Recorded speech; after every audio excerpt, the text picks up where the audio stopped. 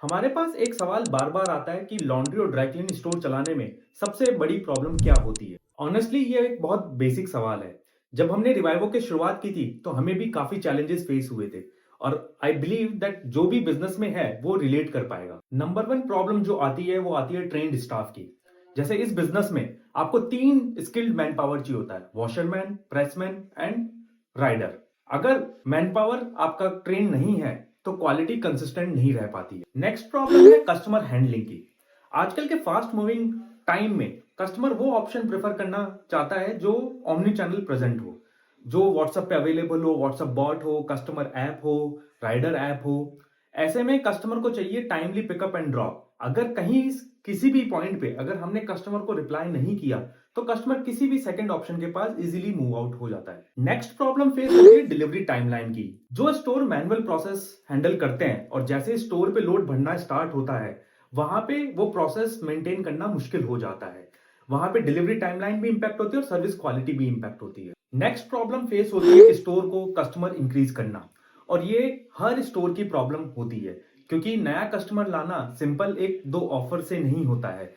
नए कस्टमर को लाने के लिए और या रिपीट बढ़ाने के लिए हमें पूरा एक मार्केटिंग कैंपेन या मार्केटिंग स्ट्रेटजी बनानी पड़ती है जिसके अंदर हम flyers, flex board, WhatsApp marketing campaigns हमें रन करने पड़ते हैं जिससे एक नया कस्टमर भी आए और पुराना भी रिपीट हो। अब करते हैं हम सॉल्यूशन की बात। जहां हमने बात की ट्रेंड स्टाफ बहुत इंपॉर्टेंट होता है, तो समझते हैं ट्रेंड स्टाफ क्यों इंपॉर्टेंट होता है और एक ट्रेंड स्टाफ को क्या क्या चीजें आनी चाहिए।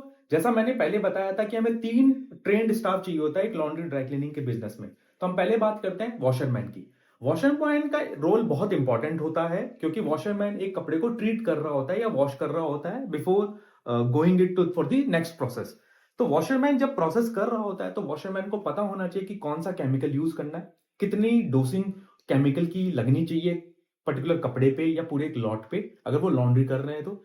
सेकेंडली, जब स्टेन ट्रीटमेंट की बात आती है तो वॉशरमैन को पता होना चाहिए कि ये स्टेन किस पर्टिकुलर स्टेन ट्रीटमेंट से निकलेगा, निकलेगा नहीं निकलेगा, और ये भी ध्यान देना होता है कि कपड़ा डैमेज ना हो जाए। अगर शूज है तो शूज में उसको समझना पड़ेगा कि शूज का सोल कैसे ट्रीट होगा, ऊपर की बॉडी कैसे ट्रीट होगी। शूज में भी डिफरेंट डिफरेंट टाइप के शूज आते हैं, लेदर आता है, स्वेड आता है, नॉर्मल स्पोर्ट शूज आते हैं। आप एक ही तरीके से या एक ही केमिकल से सारे शूज ट्रीट नहीं कर सकते हैं, उनकी ड्राइंग का प्रोसेस भी डिफरेंट होता है।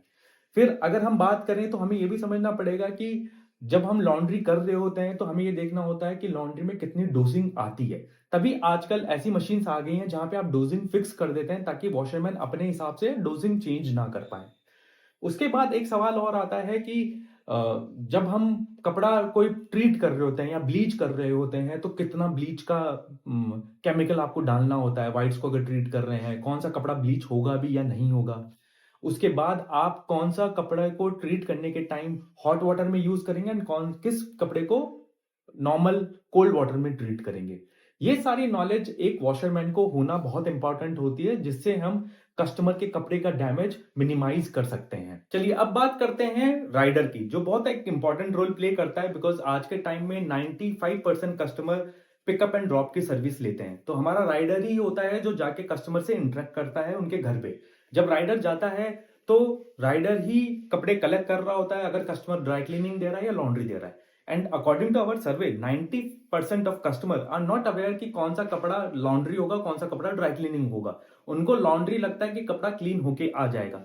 तो राइडर का एक रोल प्ले यहाँ पे भी इंपॉर्टेंट होता है। जब कस्टमर कोई कपड़ा दे रहा होता है लॉन्ड्री में, तो अगर किसी कपड़े में स्टेन ज्यादा लगा हुआ है या कोई कपड़ा ड्राई क्लीनिंग नहीं हो पाएगा या लॉन्ड्री नहीं हो पाएगा, तो वो कस्टमर को एडुकेट कर पाए कि ये कपड़ा ड्राई क्लीनिंग में ऑप्ट होगा और स्टेन ट्रीटमेंट इसका ऐसे होगा, और क्यों इंपॉर्टेंट है कि ये कपड़ा लॉन्ड्री नहीं हो सकता, केवल ड्राई क्लीनिंग होगा।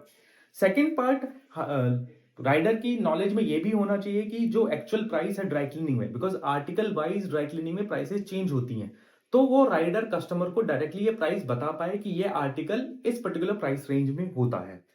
थर्ड आती है शूज की कैटेगरी। जो शूज की कैटेगरी होती है उसमें भी लोगों को यही लगता है कि शूज एक पर्टिकुलर स्पोर्ट शूज है, बट वहां पे भी बहुत डिफरेंट डिफरेंट कैटेगरी के शूज होते हैं, लाइक लेदर हो गया, स्वेड हो गया या स्पोर्ट शूज हो गया। तो राइडर हमारा ये एडुकेट कर पाए कस्टमर को कि ये कौन सी प्राइस रेंज का शूज है और ये कौन सी किस कैटेगरी में बुक होगा, एंड वहां पे एडुकेट कर पाए ये क्यों इंपॉर्टेंट भी है इस शूज को इस पर्टिकुलर कैटेगरी में क्लीन करने का। थर्ड जो इंपॉर्टेंट ट्रेंड स्टाफ चाहिए होता है एक लॉन्ड्री ड्राई क्लीनिंग के बिजनेस में, वो होता है प्रेसमैन। प्रेसमैन का रोल बहुत इंपॉर्टेंट होता है बिकॉज प्रेसमैन हर कपड़े को बारीकी से प्रेस कर रहा होता है। तो वहां पे कई चीजें प्रेसमैन को बहुत क्लियरली आनी चाहिए, जैसे कि पहला पार्ट आता है कि कौन से कपड़े को स्टीम जब देनी है तो कितने टेम्परेचर पे देनी है। ऐसा नहीं हो सकता कि आप हर एक ही पर्टिकुलर टेम्परेचर पे पूरी प्रेसिंग करते रहें पूरे दिन भर। सेकंड, एक इंपॉर्टेंट रोल आता है कि कई ऐसे कपड़े आते हैं लॉन्ड्री ड्राई क्लीनिंग में जहां पे आप प्रिंटेड टी शर्ट्स होती हैं, तो उनके ऊपर आप प्रिंट के ऊपर स्टीम नहीं चला सकते, स्टीम प्रेस।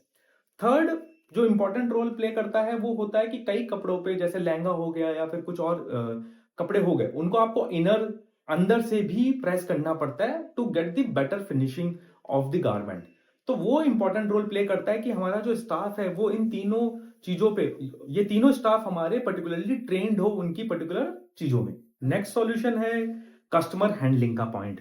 तो जब हम कस्टमर हैंडल कर रहे होते हैं तो आजकल के फास्ट मूविंग वर्ल्ड में हमें पता है कस्टमर किसी भी चैनल से हमारे पास रीच आउट कर सकता है। वो जीएमबी के पेज से हमारे पास आ सकता है, वो व्हाट्सएप से आ सकता है, वो व्हाट्सएप बॉट से आ सकता है, ऐप से आ सकता है, या किसी भी सोशल मीडिया चैनल से आ सकता है। बट हमें एक चीज का ध्यान देना पड़ेगा कि जब भी किसी भी चैनल से हमारे पास कोई कस्टमर आ रहा है तो हम उसको यूनिफॉर्म रिप्लाई करें। किसी चैनल पे अगर कुछ और तरीके से रिप्लाई जा रहा है तो कस्टमर का बिलीफ या ट्रस्ट टूट जाता है उस पर्टिकुलर ब्रांड के ऊपर या पर्टिकुलर स्टोर के ऊपर। सेकेंडली, जब हम कस्टमर को रिटेन कर रहे हैं तो हमें रिटेंशन पे बहुत ज्यादा ध्यान देना होता है। एक स्टोर की सक्सेस रिटेंशन पे ज्यादा रहती है, और एक स्टोर की रिटेंशन तभी बढ़ सकती है जब हम कस्टमर को क्वालिटी सर्विस प्रोवाइड कर रहे हैं। कि अगर जो कस्टमर ने सर्विस ऑप्ट की है एक स्टोर से, वो कंसिस्टेंट क्वालिटी प्रोवाइड की जा रही है with that timely pickup and drop. Because customer आज के टाइम में जहां जेप्टो, ब्लिंकिट ऐसे मॉडल चल रहे हैं जो 10 मिनट में सर्विस दे रहे हैं, तो वहां पे कस्टमर को बहुत ट्रस्ट उन्हीं ब्रांड्स पे आता है जो टाइमली सर्विस दे रहे हैं, टाइमली पिकअप ड्रॉप प्रोवाइड कर पा रहे हैं। इसके बाद जब कस्टमर इतने फास्ट मूविंग वर्ल्ड में यूजली कस्टमर कई बार सर्विस लेने के बाद भूल भी जाता है, उसको रिक्वायरमेंट होती है। तो हमारा काम होता है एज ए ब्रांड कि हम कस्टमर को बार बार याद दिलाएं कि हम एग्जिस्ट करते हैं, आप हमसे और सर्विस लो। बिकॉज अगर उसने लॉन्ड्री की हमसे सर्विस ली है तो हमें उसको याद दिलाना पड़ेगा कि आप हमसे ड्राई क्लीनिंग ऑप्ट कर सकते हैं, आप हमसे शू क्लीनिंग ऑप्ट कर सकते हैं, कर्टन क्लीनिंग या कारपेट क्लीनिंग। हमें अपसेल और क्रॉस सेल करना पड़ेगा हमारे कस्टमर को, तभी हम रिटेन कर पाएंगे। तो हमारे जो व्हाट्सएप मार्केटिंग होती है, जितना हमारे पास बेस होता है कस्टमर बेस को, हमें वीकली बाई वीकली हमें उनको बल मैसेजिंग के थ्रू टारगेट करना पड़ेगा। न्यू कस्टमर एक्विजिशन की बात करते हैं, बिकॉज एक ब्रांड या एक स्टोर को चलाने के लिए नया कस्टमर का लाना बहुत इंपॉर्टेंट होता है, जिस तरीके से रिटेंशन होता है। तो सबसे पहले मैं न्यू कस्टमर एक्विजिशन की दो तरीके से डिवाइड करूंगा, एक होगा ऑनलाइन और एक होगा ऑफलाइन। तो जब कोई कस्टमर को आप ऑनलाइन लेके आ रहे हो तो ऑनलाइन में तीन बहुत की इंपॉर्टेंट फैक्टर्स होते हैं जिसके थ्रू कस्टमर आता है। फर्स्ट होता है Google my business pages, GMB page भी बोलते हैं इनको। तो जीएमबी पेज में सबसे इंपॉर्टेंट फैक्टर रोल प्ले करता है, एक तो पास की लोकेशन कस्टमर के घर से, सेकेंडली उसकी रेटिंग या रिव्यूज कैसे हैं। तो हमेशा हमें फोकस करना होता है कि हमारे जो रिव्यूज हैं वो एटलीस्ट 4 या 4.2 के ऊपर हो, क्योंकि वहां पे ट्रस्ट फैक्टर कस्टमर का बिल्ड हो जाता है। तो हमें हमारे जब भी पिकअप ड्रॉप हो रहा है कस्टमर से रिव्यू लेके आना है। सेकंड आता है गूगल ऐड। कई लोग गूगल ऐड पे काफी पैसा स्पेंड करते हैं और गूगल ऐड की कॉस्टिंग 600 रुपए पर लीड पे आती है। कोई भी कन्वर्जन आप कन्वर्ट कर रहे हो तो 600 रुपीज आप स्पेंड कर रहे हो उस कस्टमर को एक्वायर करने के लिए। तो आपको समझना पड़ेगा कि वो अगर जो कस्टमर आया है उस पर काफी कॉस्ट आपने स्पेंड की है, तो आपको उस कस्टमर को रिटेन भी करना पड़ेगा, 3-4 बार वो आपसे सर्विस ले, तब जाके आप अपनी कॉस्टिंग रिकवर कर पाएंगे गूगल ऐड से। थर्ड आता है एससीओ का। एससीओ एक टूल होता है जो बहुत लॉन्ग टर्म में आपके लिए काम करता है। प्रॉब्ली आप आज एससीओ चालू करेंगे तो 3-6 महीने या 9 महीने 12 महीने बाद आपके लिए काम करना चालू करेगा। बट वो एक ऑर्गेनिक वे होती है जिससे कस्टमर रिपीटेडली आपके पास आता रहता है विद टाइम। अब बात करते हैं ऑफलाइन की। सो ऑफलाइन के चैनल में ये एक जो स्टोर है वो एक हाइपर लोकल चैनल बोलेंगे हम उसको। तो उसमें हाइपर लोकल यानी कि पास के ही एरिया से हमें ऑर्डर्स आने हैं और हम पास के एरिया को ही सर्व करेंगे। वो 2-3 किलोमीटर का एक एरिया होगा जिसको हम सर्व कर रहे होंगे। तो वहां पे बहुत इंपॉर्टेंट रोल प्ले करता है ऑफलाइन मार्केटिंग का। सो ऑफलाइन मार्केटिंग में सबसे पहला रोल आता है हम फ्लायर्स कैसे लगा रहे हैं। सो यूजली फ्लायर की कॉस्टिंग कम आती है, लगभग 1 रुपए या 1 रुपए से कम एक फ्लायर हमें कॉस्ट करता है। तो वो फ्लायर्स हम कितने डिस्ट्रीब्यूट कर रहे हैं। फ्लायर्स आप न्यूज़पेपर में भी कर सकते हो, फ्लायर्स आप जब इवनिंग में आपके मार्केट्स के आसपास में जो अच्छा मार्केट हो, उसके आसपास में जो गाड़ियाँ खड़ी होती हैं, वहाँ पे आप लगा सकते हो। तीसरा, जब हमारा लड़का पिकअप ड्रॉप करने जा रहा है, तो वो हर ऑर्डर के साथ में उस सोसाइटी में, उस पूरे एरिया में फ्लायर्स लगा रहा हो। क्योंकि कॉस्टिंग कम है, हमें पता है कि 1000 फ्लायर लगाएँगे तो 1 ऑर्डर आएगा, बट वो 1 या 2 ऑर्डर आएगा, उसमें ब्रांड रिटेंशन काफ़ी बढ़ जाता है।